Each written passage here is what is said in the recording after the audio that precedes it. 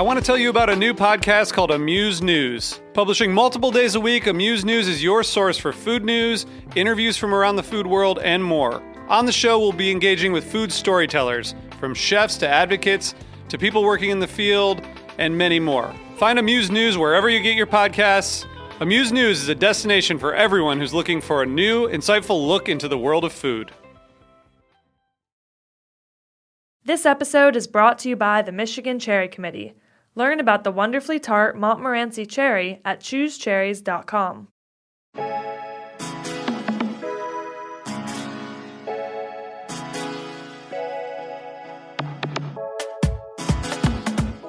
Welcome to a special episode of TheLINE. I'm your host, Eli Sussman, chef and owner of Samisa Restaurant in Williamsburg. Last week, as restaurants were pivoting and shutting down, I reached out and asked chefs and business owners from around the country to send in their stories of how they are dealing with the COVID-19 crisis. The restaurant industry has changed so dramatically over the last week that it is now a shadow of what it once was. Most businesses have closed outright. Some have pivoted. Chefs, owners, and staff wonder if they will make it through this pandemic and if they will ever open their doors again. And this crisis cripples the entire hospitality ecosystem. Farmers, butchers, foragers, linen companies, florists, cleaners, factories, truck drivers. While most people are sitting alone in their homes in self-isolation, the true living rooms of cities, the restaurants, bars, and cafes where we congregated freely without giving it a second of thought, sit dark and quiet. What you don't really think about until it's taken away is that our desire as humans to gather is so strong. When our need for a community and a place to share emotions right now exists only in the digital realm via FaceTime, Instagram, and Zoom, we realize that restaurants, cafes, and bars are the places that really hold our society together. When you're out with your coworkers for a happy hour, on a first date to meet the person you may end up spending the rest of your life with, or you celebrate birthdays, promotions, engagements, weddings, and anniversaries. The place where all the personal and family milestones of your life happen. And it is a family of hospitality workers, the bartenders, bussers, bakers, cooks, porters, servers, somms, hosts, and chefs that invite you each night into the home they've created so you can create those milestones and savor those memories. And that family has been decimated by this crisis. Millions of jobs have disappeared overnight, and people that rely on a weekly paycheck, that rely on a daily family meal for sustenance, that rely on the generosity of tips, are without income, all soon to be without health care, and isolated from their second family and second home. In this special episode of TheLINE, chefs and restaurant owners from around the nation, in their own words, about the last week of their personal and professional lives and the excruciating decisions they've had to make in the wake of the ever-changing corona crisis and the extreme havoc it has wreaked on the hospitality industry. These stories were recorded on phones and computers from within shuttered businesses and from people's homes where they are already isolating. It offers their direct insight into the current crisis.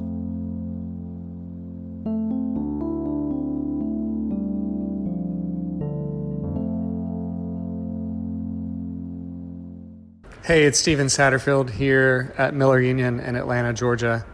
Our restaurant has turned into a crisis center for our employees. We're here for them as we all go through such a terrible realization that the restaurant industry is going to be changed forever.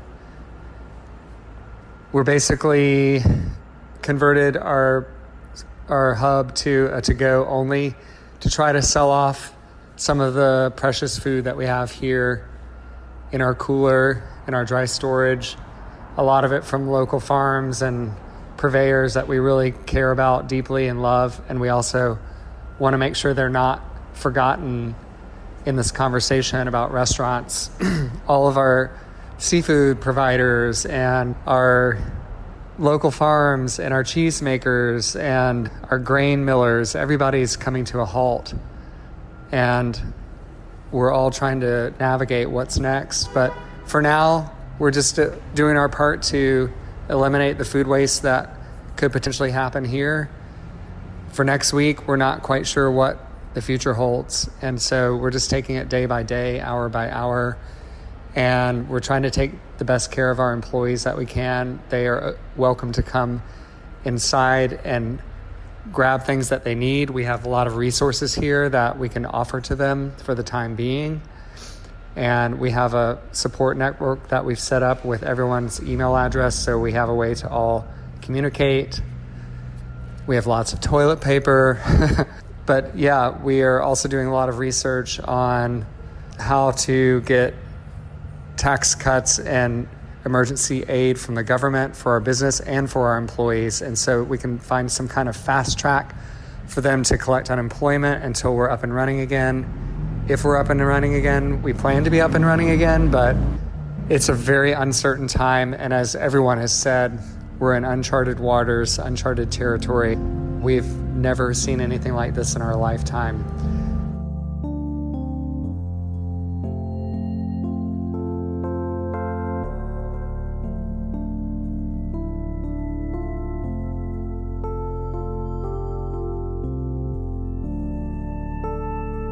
My name is Alex Reich. I'm a mother, a chef, a restaurant owner with my husband of 4 restaurants that employ approximately, or up until a few days ago, employed approximately 65 really amazing individuals.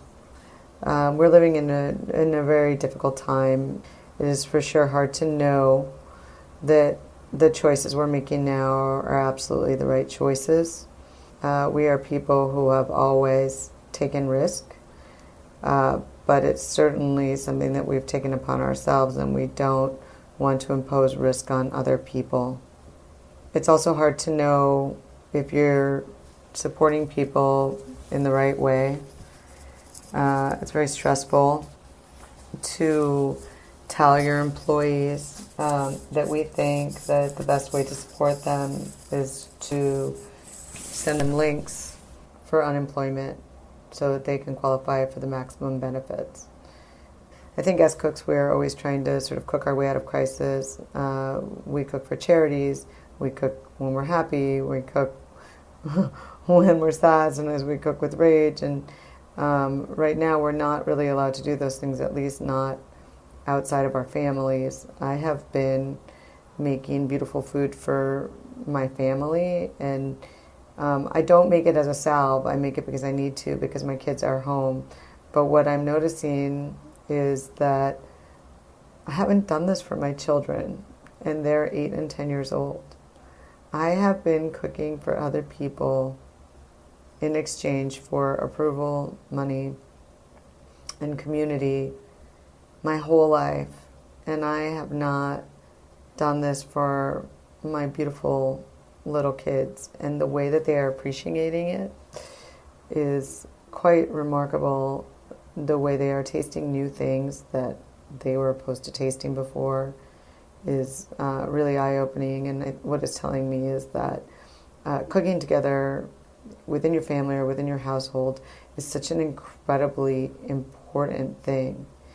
Eli, I hope you guys are well. I know that we are going to weather the storm, and I thank you for documenting all of this stuff. The last time I remember doing anything like this actually was when I was about 14 or 15 years old, and we made a time capsule around my dinner table. And my dad told us to all put in a box what we thought we would be doing. And I said, I'm going to own a small restaurant or cafe. So here I am. I have 4, and they're empty. And it feels empty to not have anything to do at this time in those spaces. But I assure you that we are planning on coming back, and we're doing everything we can right now to prepare for that.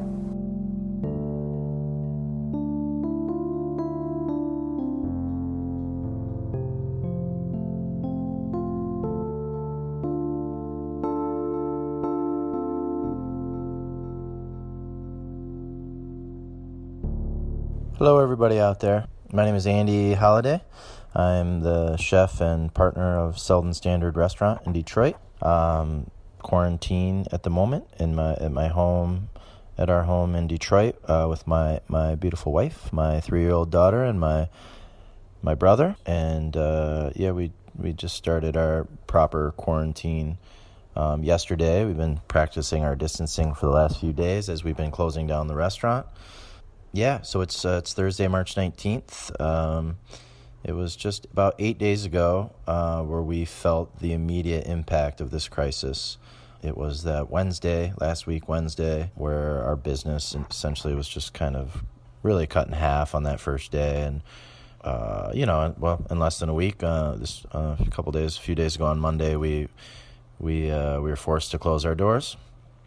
And it's just crazy. It's just crazy to think how quickly this thing has moved, and how my day-to-day, how my thinking on it's been, where I was, early last week thinking, oh, well, maybe we'll do some carry out and change our business model, to today where quarantine is necessary.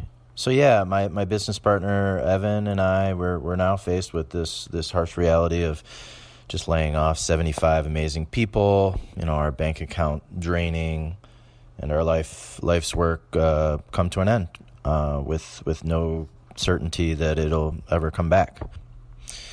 We've been Selden Standard's been open for about 5 years. We opened in the middle of this, at the end of this bankruptcy in Detroit. We've been really fortunate over the last 5 years to create this wonderful community with our staff, all of our farmers, vendors, all the patrons, every day. So many great regulars, people traveling all over the world who've come and just kind of shared in what we do. And I'm sad for all of them. I miss all of them, and really, really concerned with potentially losing all that. And I know it's not healthy to go there to think and dwell in the future and the what ifs or the worst case scenarios. So I'm just trying to take it day by day, live in the moment, and try to remain positive. And I hope everyone else out there can try to do the same.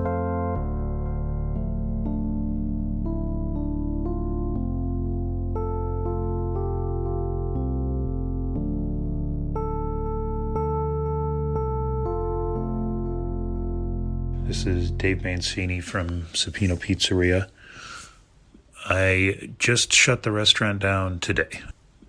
We have a lot of employees that are members of multi-generational families living in their households, great aunts, great uncles, grannies, grandfathers, and I didn't want many of my staff to have to do that mental calculus every day about whether they wanted to risk that, coming into work, deciding that they were, really needed to make the money, and then putting their families at risk. And it was a little too much for me to contemplate as an owner and somebody who cares for the guys that work for me. So I opted to shut down, despite the fact that a lot of people said, you're a pizza shop, you're the kind of business that's amenable to more of, a carry-out delivery model.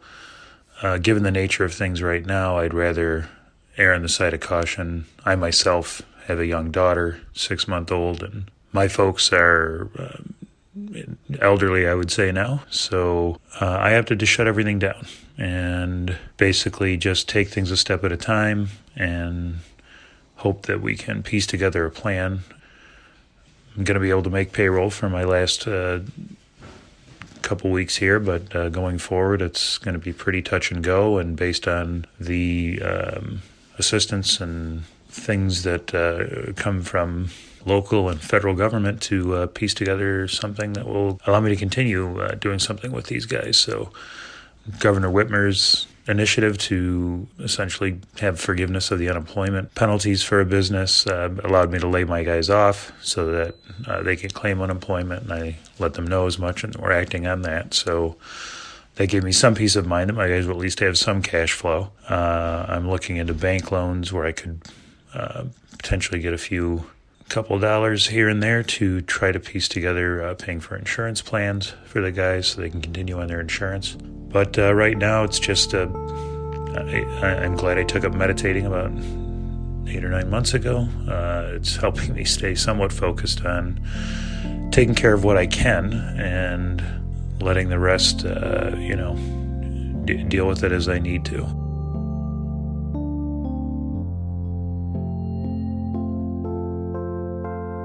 We're going to take a quick break. Stick with us. This episode is brought to you by the Michigan Cherry Committee. A cherry isn't just a cherry. When it comes to tart cherries, the wonderfully U.S.-grown Montmorency tart cherry variety is the cherry with more. They're available year-round, dried, frozen, canned, juice, and concentrate. U.S. Montmorency tart cherries are also one of America's superfruit, which means they're good for you. Tart cherries contain many antioxidants and beneficial phytonutrients, including anthocyanins, the pigments that give tart cherries their bright red color. And don't forget about flavor. U.S. Montmorency's unique sour-sweet profile make them an excellent addition to yogurt, oatmeal, salads, trail mix, and of course, a classic cherry pie. Learn more about the wonderfully U.S.-grown Montmorency tart cherry at choosecherries.com. Welcome back to The Line on Heritage Radio. I'm your host, Eli Sussman. On this week's episode, we're sharing stories directly from business owners and chefs from around the nation during the COVID-19 crisis. Back to their stories. Hello, my name is Hannah Jacobs. I own and operate Baby Dudes with my partner Tolly. Baby Dudes is located in Crown Heights. It's a 19-seat cafe and coffee shop. We opened January 1st of 2019. We were just headed into our second year open as this pandemic has hit, forcing us to close. Some of the overwhelming feelings are disappointment and a little bit of all of the work and effort and time and heartache and sweat that we put into the last year is kind of in vain.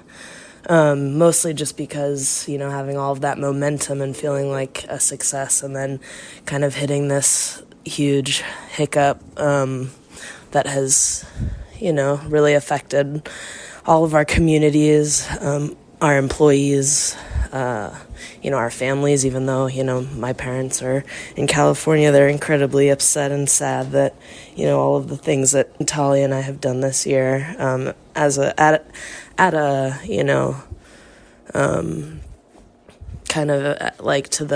to the detriment of other things that we might have been able to do in our personal lives have kind of hit this wall in a way.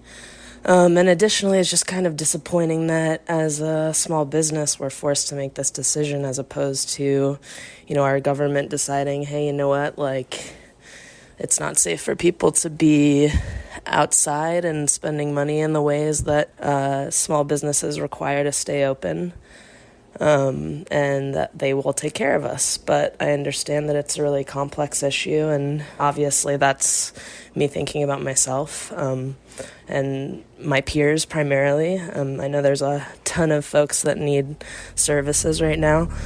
And it's just kind of indicative of how broken our systems are. So, that's my thoughts and my feelings. And I just hope everyone the best. All right, stay safe.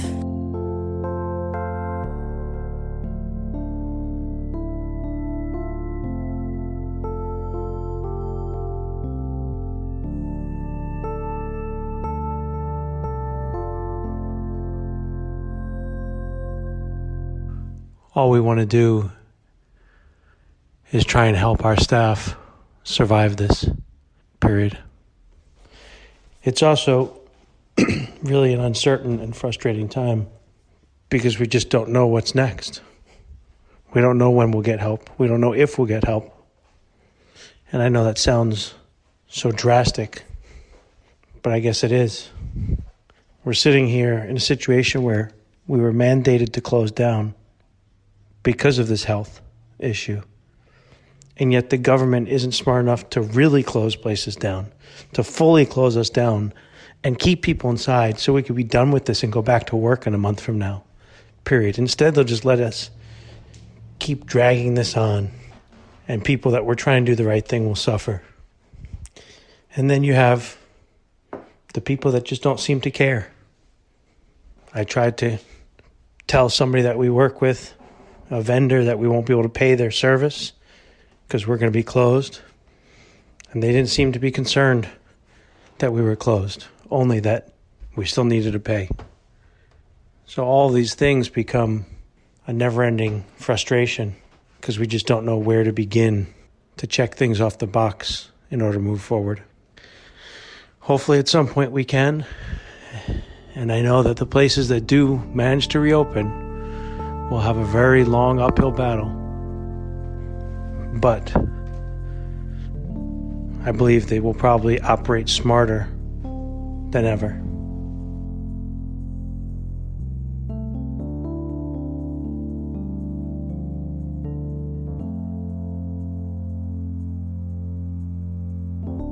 This is Marina from Paper Plastic Cafe in LA.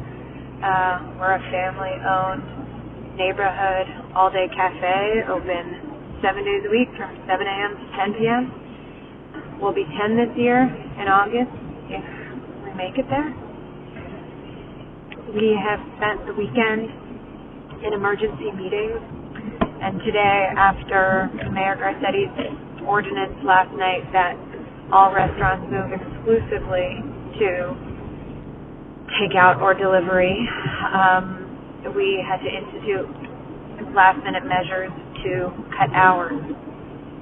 We cut about 4 of our staff today, which is 30%, and tomorrow I've had to cut an additional 2.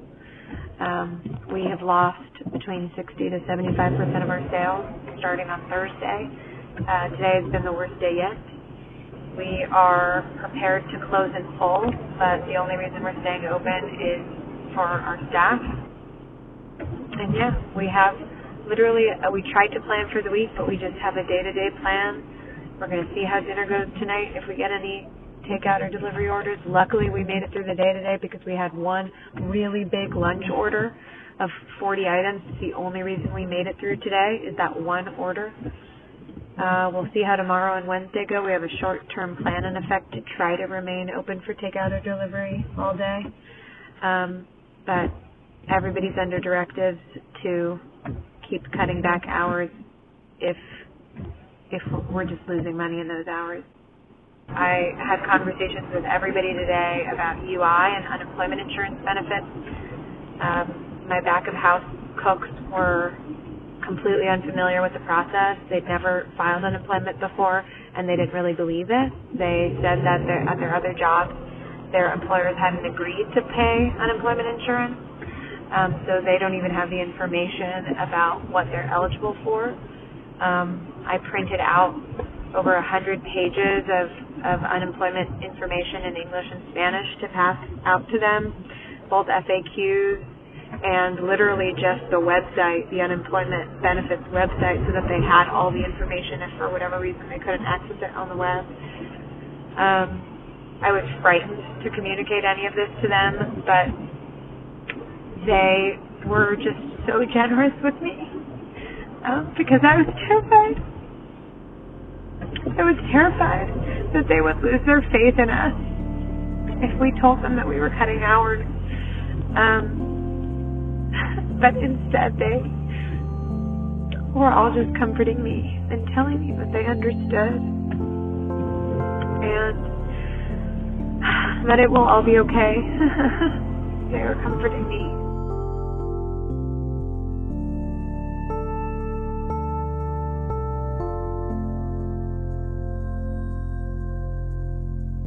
This is Eli again.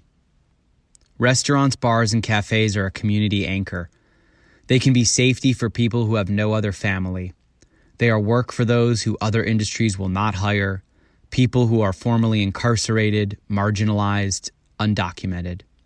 They are a place for the dream chasers, the students, the artists, a place to fit in and feel worth when they may have never felt that before. Please realize that this virus has, with unprecedented speed and efficiency, locked millions of restaurant doors and drained millions of bank accounts instantaneously.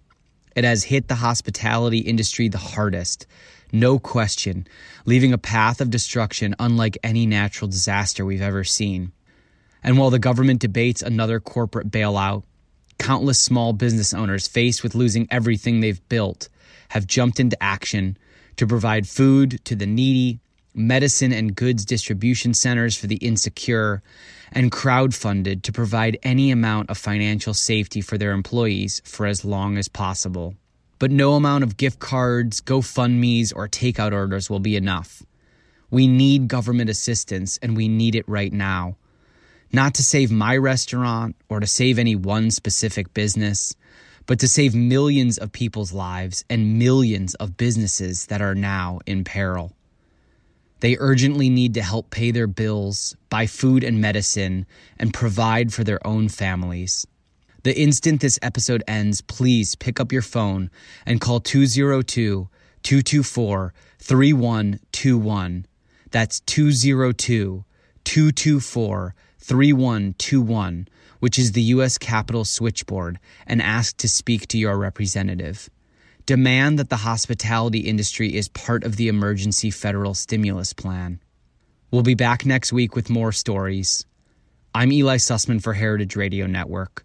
For more resources and up-to-date information, go to heritageradionetwork.org/COVID-19, where we have resources and a running list of all of our COVID-19 coverage. Special thanks to Dylan Hoyer for producing this episode, and of course, those that shared their stories. If you want to share your story about your business or your experience during this crisis, please email me a voice memo to TheLINE@heritageradionetwork.org. The Line is powered by Simplecast. Thanks for listening to Heritage Radio Network, food radio supported by you. For our freshest content, subscribe to our newsletter. Enter your email at the bottom of our website, heritageradionetwork.org. Connect with us on Instagram and Twitter at heritage_radio. You can also find us at facebook.com/Heritage Radio Network. Heritage Radio Network is a nonprofit organization driving conversations to make the world a better, fairer, more delicious place. And we couldn't do it without support from listeners just like you. Want to be a part of the food world's most innovative community? Subscribe to the shows you like, tell your friends, and please join the HRN family by becoming a member. Just click on the beating heart at the top right of our homepage. Thanks for listening.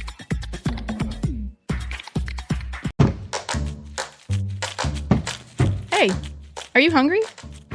Well, you're in luck. Meat and 3 is back for season 16. I'm Taylor Early, and we've got a whole new batch of reporters I am so excited to introduce you to. Hi, I'm Elizabeth Fisher. Asha McElroy. Sam Girardi. Jessica Gingrich. Hannah from Wisconsin. I'm a swing dancing audio engineer. I am a future registered dietitian nutritionist. I'm from New York, and I love rice and beans. My favorite food of all time is a shrimp burrito. I love watermelon. We've also got a bonus podcast for you called Behind the Internship. 3 of our reporters will take you along to show how they developed stories for this very show, Meat and 3. Hi, I'm Danielle Flitter, a plant-based chef from Philadelphia, living in Mexico City. I'm Sophia Hooper. I'm a bartender based in Portland, Maine. My name is Addison Austin Liu. I am a chef and food journalist from Salt Lake City, Utah, and my favorite food is Peruvian. Rice and beans. Hand-drawn noodle soup. So tune in to enjoy a square meal for your ears. And I hope you saved a little room for dessert.